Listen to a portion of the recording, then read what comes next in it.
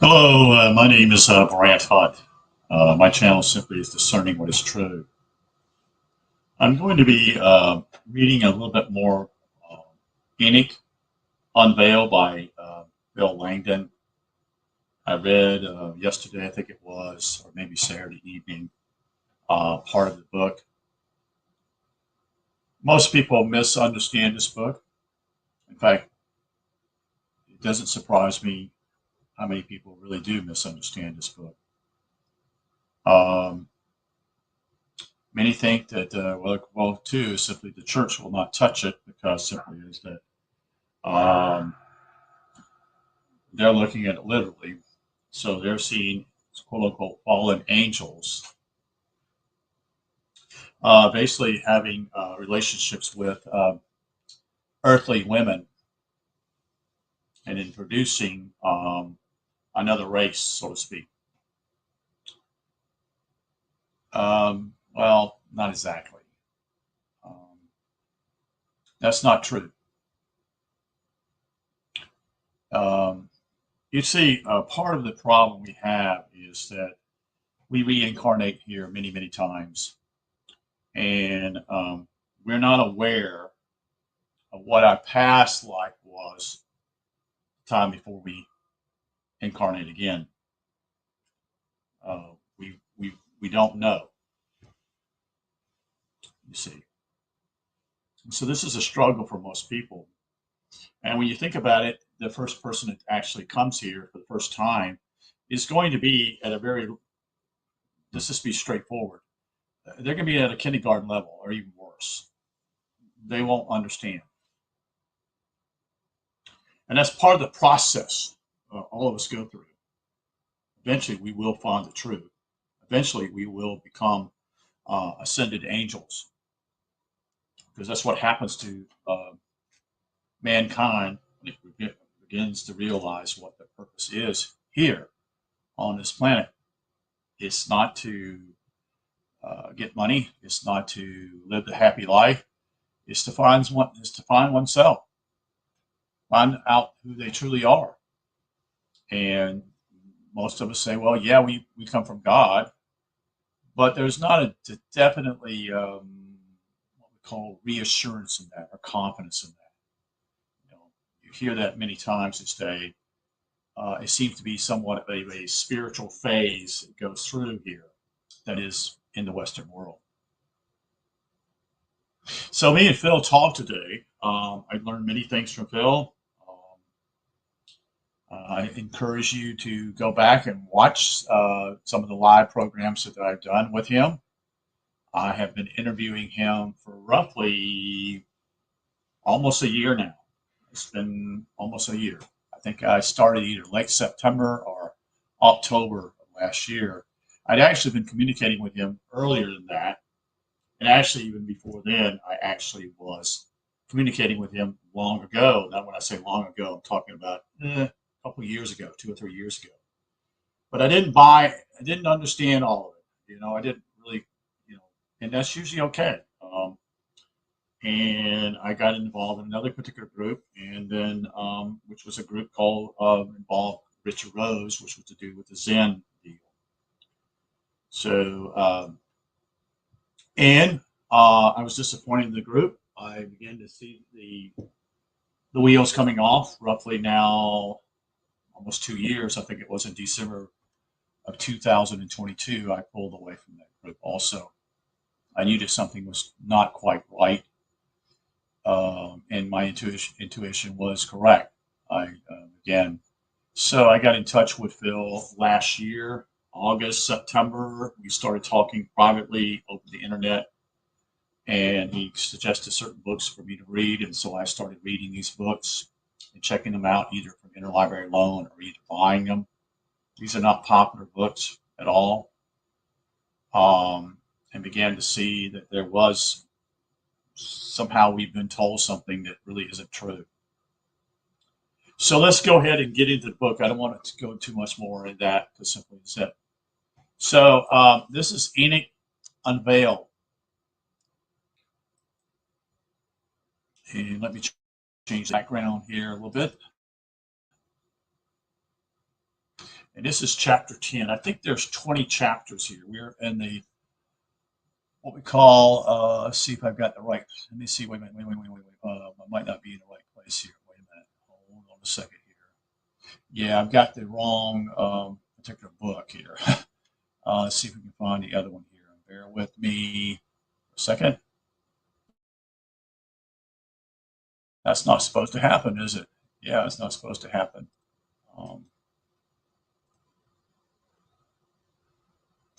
So let me go back in my files here.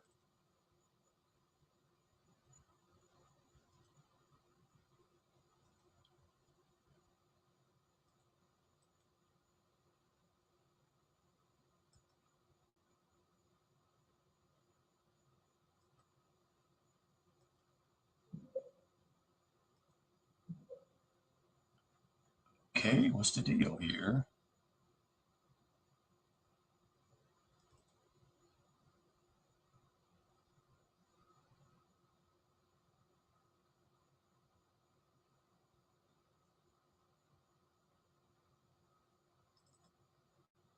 Let's see if this is correct. Yeah, this is the correct one here. Sorry about that, guys. This is 179 pages.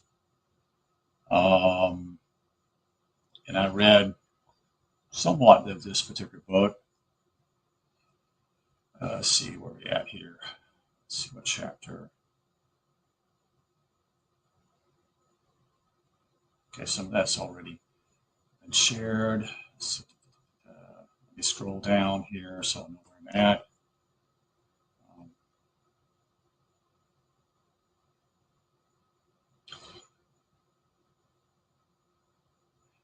It's also called, I think here it's called The Secrets of Enoch. Okay. And I went through, I think, 10 chapters, as far as I recollect. So we'll just keep going down, scrolling down. Sometime in the future, I'm going to be able, hopefully, to be able to share more what I call the picture graphs here that Phil shares. One I did share, not on my internet, well, actually on my Facebook page, was simply one that shows the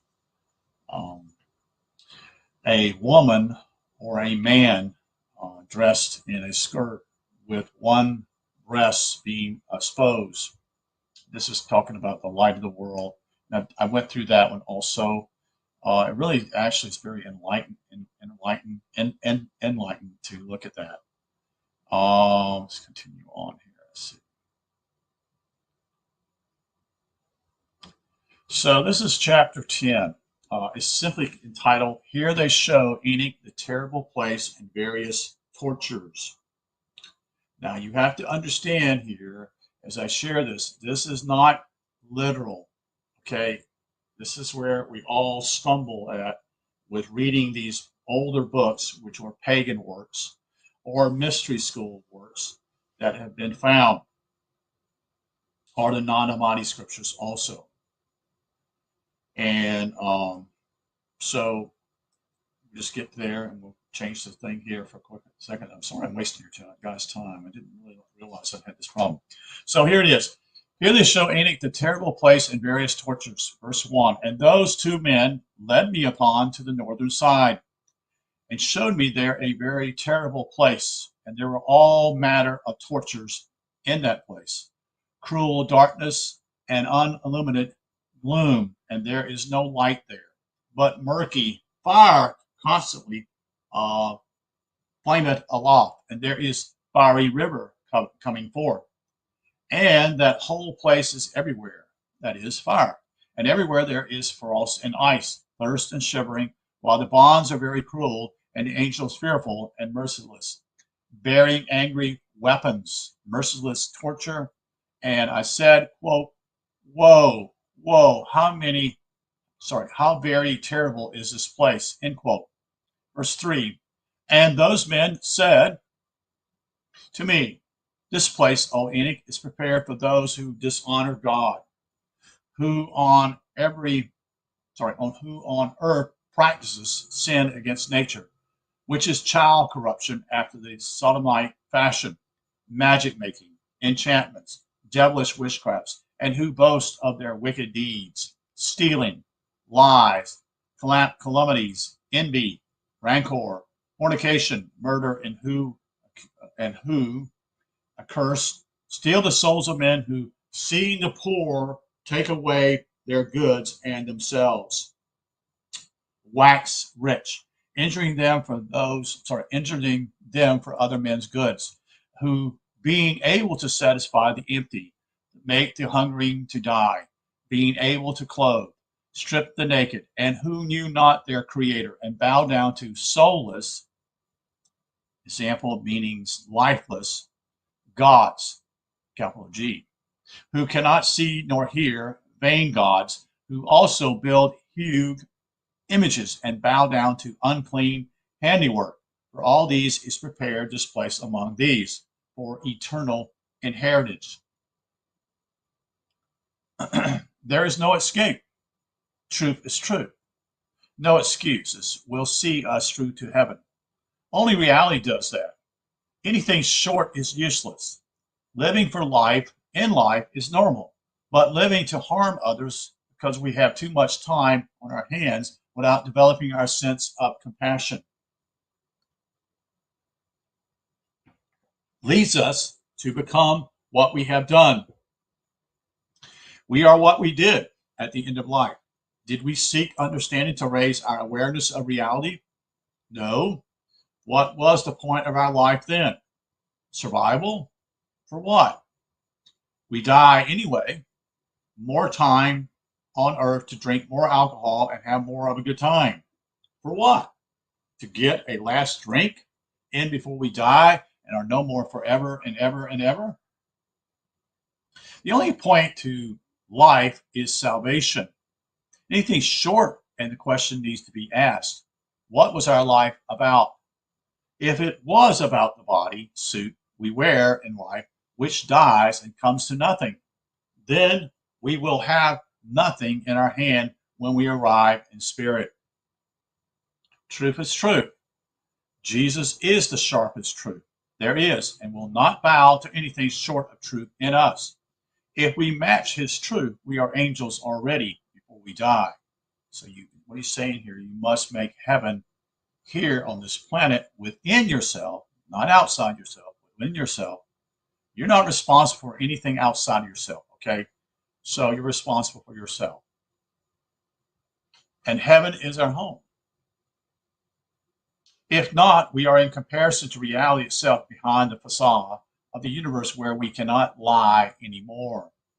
Our self-honesty, I should say, or self-righteousness is more apparent in this circumstance because our quote, spiritual, end quote, condition is what we are from life.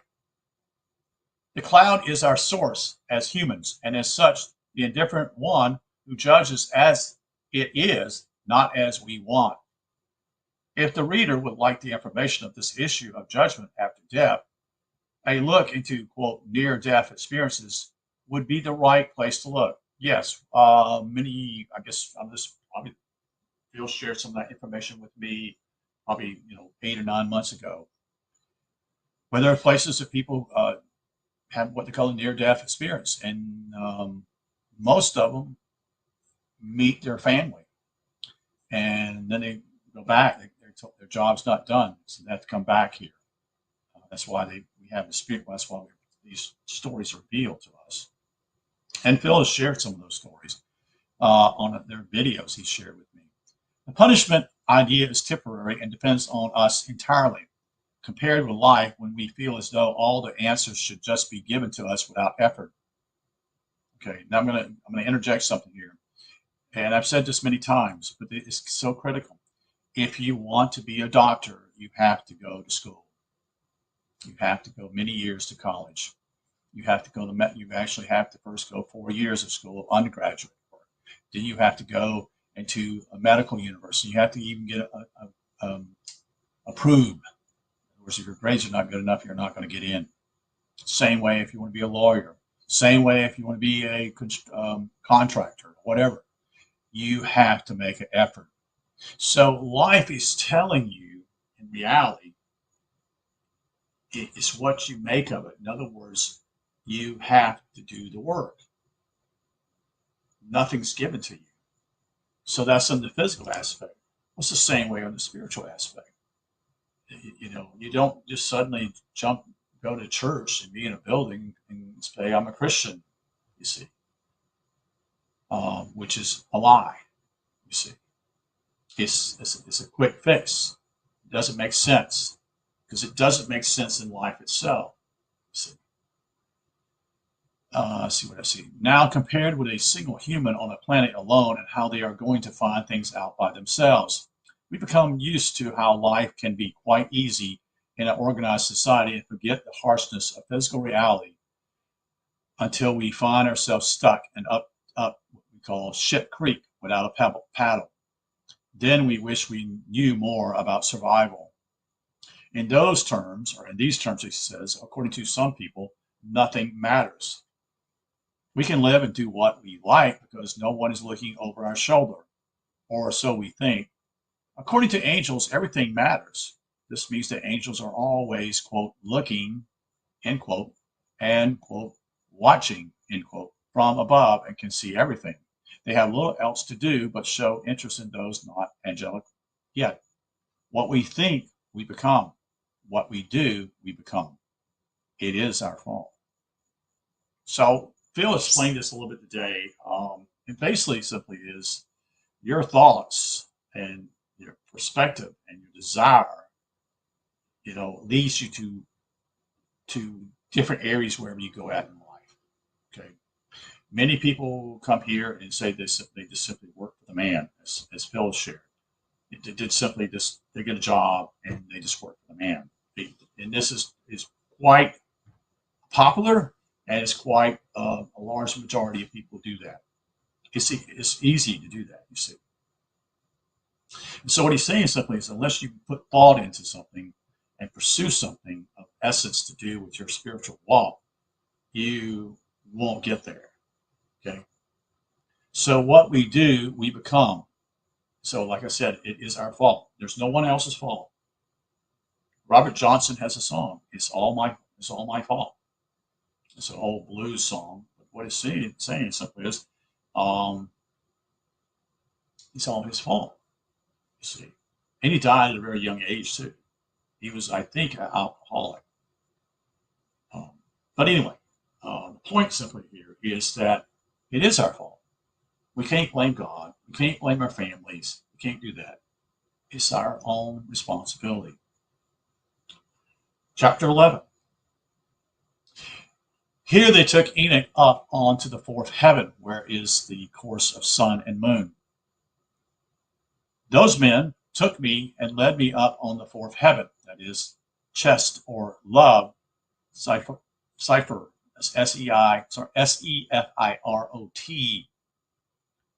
and showed me all successive goings and all the rays of the light of sun and moon. Verse 2. And I measured their goings and compared their light and saw that the sun's light, sun, is greater than the moon's. 3. Its circle and the wheels on which it goes away, like a wind going past with very marvelous speed, and day and night it has no rest. 4. Its passage and return are accomplished by 4 great stars, and each star has under it 1,000 stars to the right of the sun's wheel, and by four to the left, each having under it 1,000 stars. Altogether, 8,000, issuing with the sun continually. Verse 5. And by day, 15 myriads of angels attend it, and by night 1,000. Verse 6. And 6 winged ones issue with the angels before the sun's wheel into the fiery flames, and 100 angels kindle the sun and set it alight. So chapter 11, he's going to explain here, is the first time we start to encounter deeper coding, but sounds like an ancient attempt at giving students in a mystery school. So long ago, pagans, that's the name that the Christians gave them because they felt they were inferior. So this is how you can be skewed just by that word, because people think pagans are stupid people. The pagans had what they call mystery schools. And today we talked a little bit about it. And you dedicate your life in order to find the truth at that point, 7 years of your life, in order to find the truth about who you are and why you're here and what's your purpose and how to change that. In other words, to eliminate what we call reincarnation wheel. A science lesson in the motion of the two great orbs in the sky. The content seems like nonsense to the modern mind. When we hear of angels helping the sun in its course, because we no longer understand the sense of metaphor used to convey the connection between the creation, focus on the sun and moon in terms of salvation, and the creator of the entirety.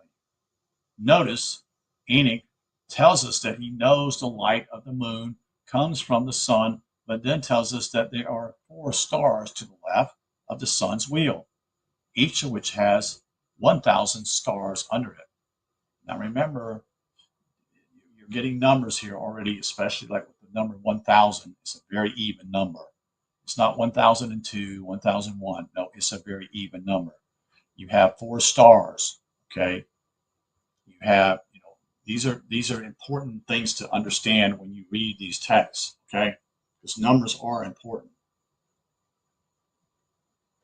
The real sun, that is S-U-N, and moon represents the union of spirit and energy, which is the cloud of heaven itself. The sun and moon normally represent our own masculine and feminine aspects, respectively, as individuals that unite in salvation to make us spiritually whole and full. This is the normal interpretation.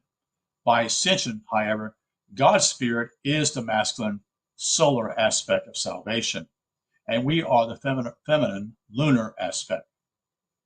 So you got that. So the sun is representing God, you see the spirit, and we are the lunar part, the moon. The spiritual unification which within it is also symbolized by the eclipse. And reference to this would be Revelation 6:12, that sees the marriage of the sun and moon turn the sky black. So this is when we see the sun and moon, when we see it, the sun and moon turn the sky black. If you've seen the recent eclipse, was it last year or this year? I guess it was just early this year. You will see that. Everything goes dark for only a few minutes or so, or less. This is why their unification represents salvation. See, these are symbols to show, and it's revealing something, okay? The sun further specifies the cloud as, quote, masculine, and the moon as the feminine angel at his right hand, in the zero of the abyss. In this way, both keys to heaven are signified by the union of the sun and the moon. So there are 2 keys here also that Phil talks about and alludes to. We've started talking long ago. The passage of the sun relates to 4 great stars because this cloud is made of 4 elements. Okay, so there are 1,000 under it because 1,000 is the Greek gematria of the angel in the ascended position as the conqueror. That's based upon Ho, Nikon, Nikon. Got that in brackets. We also hear that by day, 15 attended, and by night, 1,000 angels attended. That is the cloud. Because the sentence is confirming where we are. The number 15 in Judaism always represents the elevation from physical to spiritual nature. To write 15 in Hebrew letters gives us the word Yod, Y-O-D dash Hey, H-E-Y. So this would be the letter I and H in the Hebrew letters. And signifies the inspiration of the Holy Spirit, which gives us a new direction in life. Psalms 15 also speaks of entering God's rest when we dwell on, quote, God's holy hill as angels in salvation.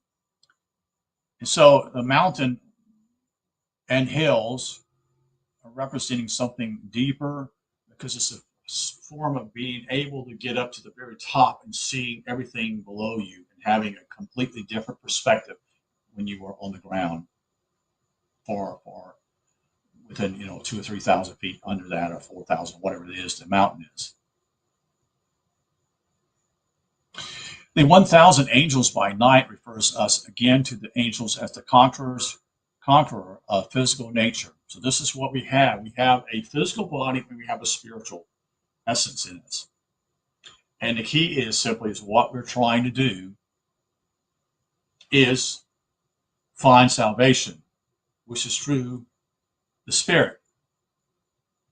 And we must conquer the physical nature, its needs, its wants, its appetites, you see.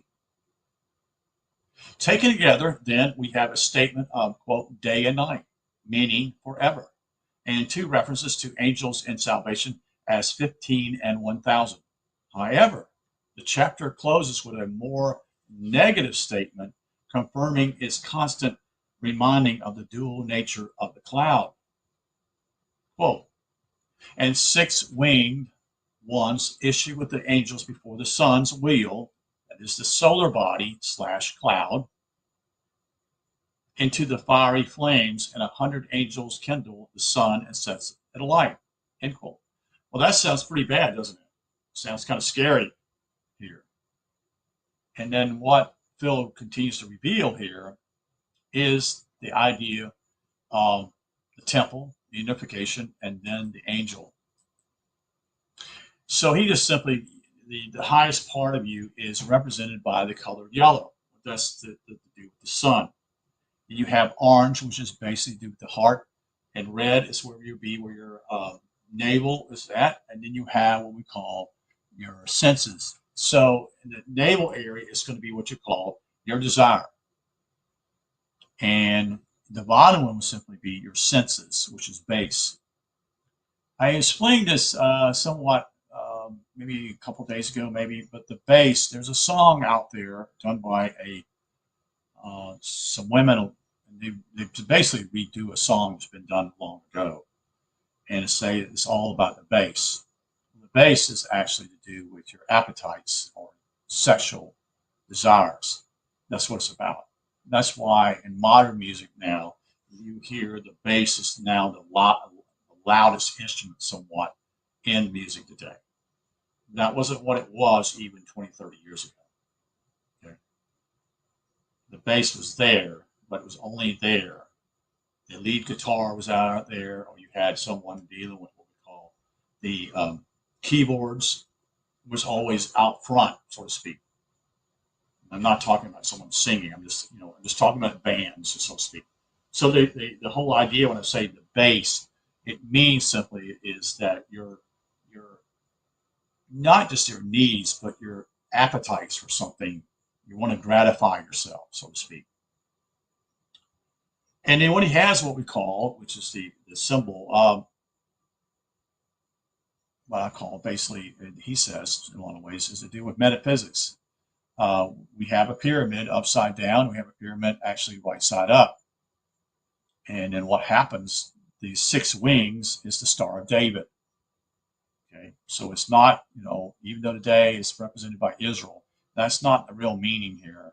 The real meaning here is the 6 wings. So actually it's the metaphysics with the physics, and it unifies. Okay. And we would call physics the hard science, and metaphysics, what we call, is the things that have not been discovered, you see, within yourself. Not within yourself, but out there. Like, for example, I have this particular book here, and it's the Metaphysical Bible Dictionary. It's just a very short book. But what it does is give you a meaning of these particular names in the Bible, which I've shared the last month or two, to do with something deeper. The names that we, like Nebuchadnezzar, what does that mean? And these are weird words, like, okay, he's a king, or such and such, da da da. That's where people get off led on tangents. And so after the 6 wings, and they become, the wings are basically the corners of the pyramid, the triangle. And then it comes 6 pieces, you see. Then you have what they call the 12 corners, which is the tetrahedros. And with that, you have what they call becomes 12 plus 12 becomes the 24 elders. Well, the 24 elders is spoken of in the book of Revelation. And this is called Merkabah. And eventually what it leads to is that this is a picture type of deal. And eventually you have your 6 wings. It takes place up here in your head. Okay. So now that we have heard of the angels in salvation, we are going to get the opposite. We're reminded again of the 6 wings of the Star of David that represents the metaphor of sacred geometry to coin the nature of the cloud as the unification of spirit energy. I think this is the whole story of Shiva and Shakti. The one is active always, which is the feminine, and then the other one is basically stationary, which is the spirit. So the feminine aspect represents energy, and the spiritual part is the one who is the male, who is, stationary. It's like a rock, so to speak. As expected, the number 100 signifies that is the Hebrew letter Kaf, K-A-F, referring to death and unholiness in association with the universe and its humanoids, who are self-righteous. The hellish flames described earlier have returned somewhat as caused and maintained by angels who set the sun alight, as a way of referring us again to creation, which contains the horror of death and destruction. So it's not talking about what you think it is. It's not hell. It represents simply as a way of referring to us again to creation, which contains the horror of death and destruction. In other words, we die physically. Or it represents karma, for those who reap what they sow in life. Kindling and setting the sun, S-U-N, alight, is telling us about creation kindled from the abyss, and it's light at 0. So 0 simply is at 0 point, or, what's the word? Meaning simply is timeless, you see.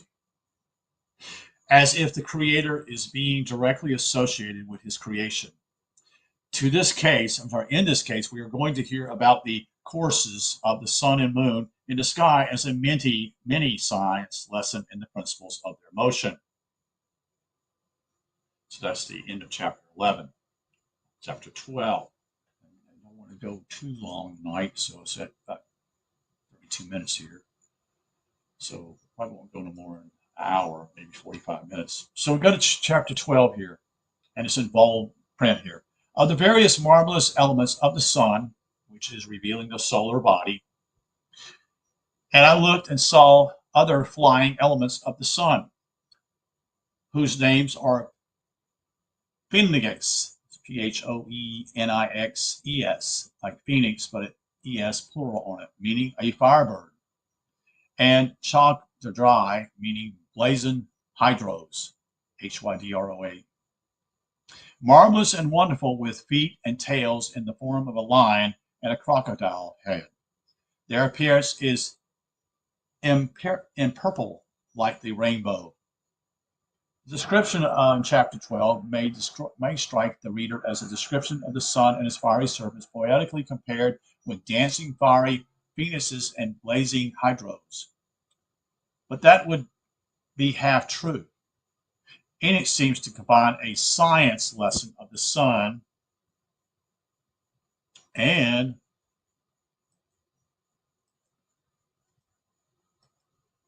the moon, with the poetic and symbolic language associated with angels of the cloud. The, quote, other flying elements of the sun, end quote, or solar body, as the Greeks called the cloud of heaven, and referring to an angel.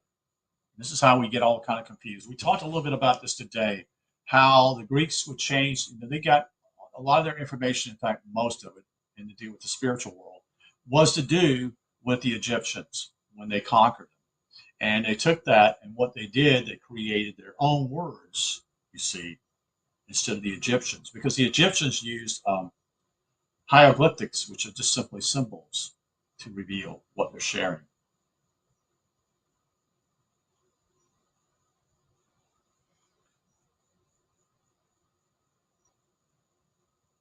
So the other flying elements of the sun, end quote, or solar body, as the Greeks call the cloud of heaven in reference to an angel, are the seraphim again. They are compared with phoenixes and hydros because they are like fiery serpents, lit up testaments to the word of God. Their feet and tails are their roots. At the, quote, line like, quote, cloud, and further extent that curls three ways like a open hand or the open jaw of a crocodile. In this sense, Enoch may be trying to convey the fiery serpents of the sun through the lens of the cloud and its extensions, as if they represent an archetype of design. So Phil continues on, he shares on, he says simply, there are no purple rainbows, but the rainbow does contain purple. When something is in purple, end quote, it means it is made to be purple. And purple is the mixing or union of red and blue, the two opposite colors at each end of the spectrum. And this is where you get the idea. If you go back to scripture, or you go back to not Rembrandt. Rembrandt. I'm trying to think. You have the disciples, 12, and then Jesus is in the middle, which is the 13th one. And he has specifically the quote unquote, guess what? The colors of his robe is two colors. It's red and it's blue. And so it's showing again, the red part is showing the blood, the blue is showing the water. And water it symbolizes baptism. You see, baptism by water. When you put those two colors together, you come up with purple, which is royalty, royal color, you see. So the two opposite colors at each end of the spectrum, in this sense, we have association with the cloud at the union of spirit and energy, like the rainbow. Also alludes to the cloud as the covenant with Noah, just like it is with Enoch, the angel, from chapter 9 in the book of Genesis. The rainbow is the sign of the covenant with God we have when we become angels, you see, and come face to face with Jesus Christ, the cloud of heaven, who is all of the archangels, or seven colors of white, being the watchers. So let's go back to the rainbow part. And people say, well, wait a minute, what are you talking about here? It says face to face with Jesus Christ. Well, that's what happens within you. It's not going to be on the outside of you. Okay? This takes place up here in your noggin, your head. This is the most important part of your body. That's why it's at the top. It's where you make decisions. It's, it's based upon solid evidence, so to speak. That's how the brain works, so to speak. It has memory and all these things it has within it. And it's useful because in reality, we don't have a head, we don't have any way of even quote unquote to think. But not only just that, it's also basically it deals with controlling the body and how we move and everything of that nature by the nerves. So let's continue on. Their size here is 900 measures. Their wings are like those of angels. Each has 12. And they attend and accompany the sun, S-U-N, bearing heat and dew as it is ordered them from God. Verse 2, thus the sun revolves and goes and rises under the heaven, meaning sunrise, and its course goes under the earth with the light of its rays incessantly. So 900 is a very neat number again, as Phil has shared today, and he's shared with me in the past. 900 corresponds with the last of the final forms of the Hebrew letter Tzadi. I don't know Hebrew, so I'm just spelling it to you. That is changed to its final form when it appears at the end of a word. As such, we are referred to the, quote, end quote, or finality, I should say, of zero, and the angel at the cloud. Notice the text is ambiguously states their, quote, size, S-I-Z-E, without specifying the idea of length, we must think metaphorically again, not literally. If something is 900 measures, end quote, it means the, quote, end of measure at 0. Quote, their wings are like those of angels, end quote, is a metaphor concerning the seraphim associating with all angels who, quote, fly, end quote, spiritually. The 12, of course, is the cloud associated with the 12 signs, meaning wings, of the zodiac. And the zodiac itself, as we've talked about probably a month ago, is actually inside your head. It reveals basically your nerves. And I'm trying to think of the name of it, and then it escapes me.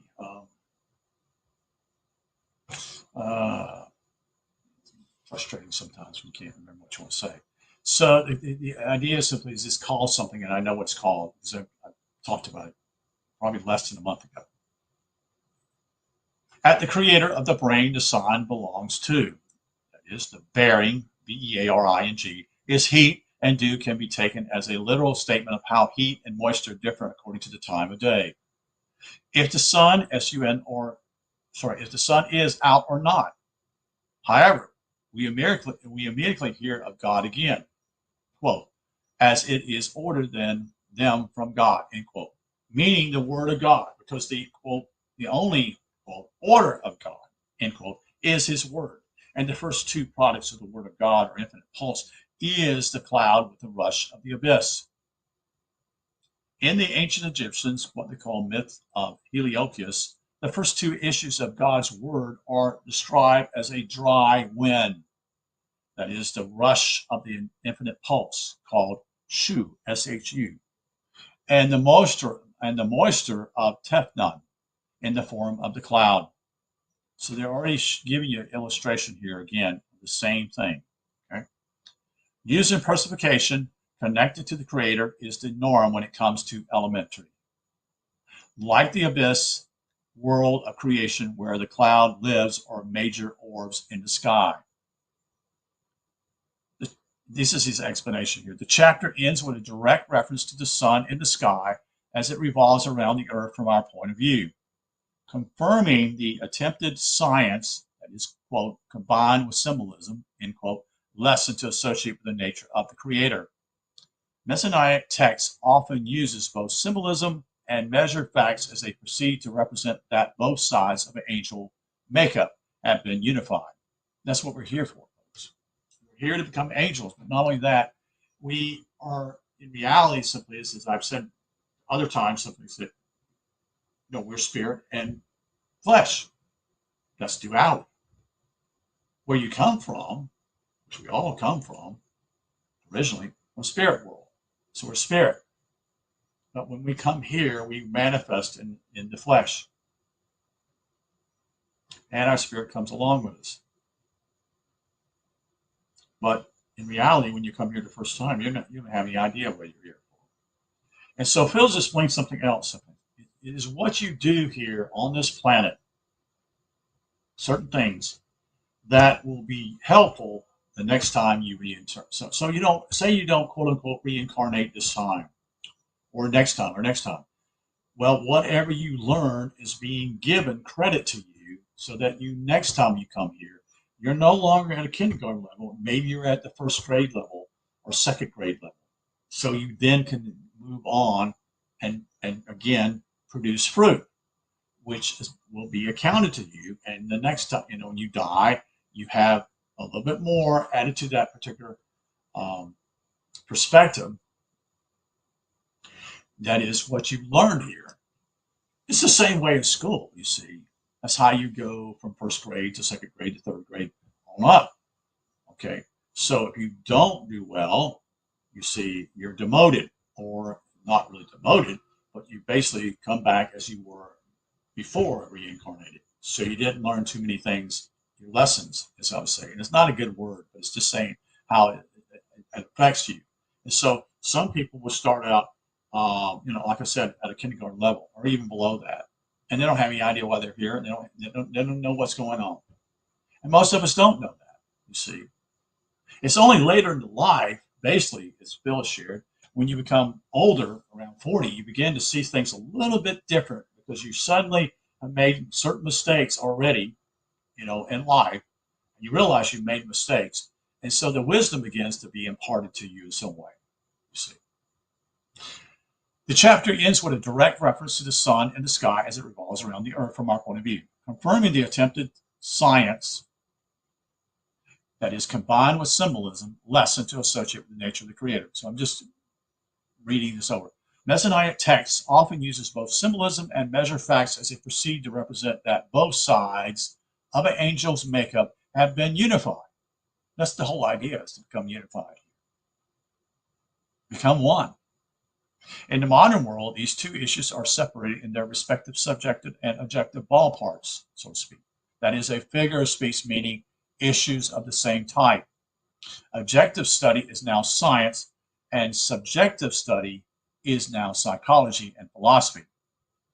That's interesting because so what he's saying here, the science is supposed to be objective. It's not always objective, but it's supposed to be. And subjective means simply is your own personal perspective, you see. And that deals with psychology, philosophy, and that would actually deal with almost all, it deals with all the soft science. That's what subjective is. It's what we call in college, if you get a BS, it's basically meaning it's a Bachelor of Science degree that you pursued areas of science, chemistry, math, geology, all this type of things that certain people go after. And then the subjects of studies are what I would call the BAs, the Bachelor of Arts. And so they're considered in a world today, they're not seen as significant. So science is elevated somewhat, and the other area, psychology and philosophy. But in reality, that's not true anymore, because simply as I revealed a couple of years ago, that psychology is now, it's not a BA anymore, it's a BS. And I'll have to ask Phil about that. In America is that. I don't, he's not American, so he's English. But reality simply is that in America, when I was in school, if you major in what I call sociology, psychology, political science, even logic or history, all that was considered soft science, a BA. And BS was simply deal with other things, simply as they would say, realistic. What really goes on, biology or chemistry. They would deal with the area of science and math, hard subjects, meaning they don't flounder around. They have their own laws. And the area of the BA is they're subjective. They can be one way one day and it can be another way, you see, type of thing. And let me see what time it is here. Okay, we're going to probably stop at this point because it's 48 minutes. So I didn't want to go too long here. So again, thank you for being here. We'll stop at this part. We've gone through 10, 11, and 12, 3 chapters tonight. Not super long chapters. I try to elaborate. Phil Langdon would do a far better job because he knows what this is all about far deeper than I do. So I think it goes to 15, but I'm not quite sure. No, it goes further than that. Okay.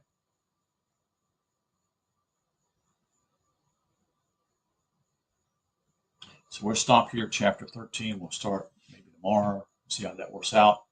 And thank you for listening. Hopefully you have a desire for truth, because it's really the most important thing here.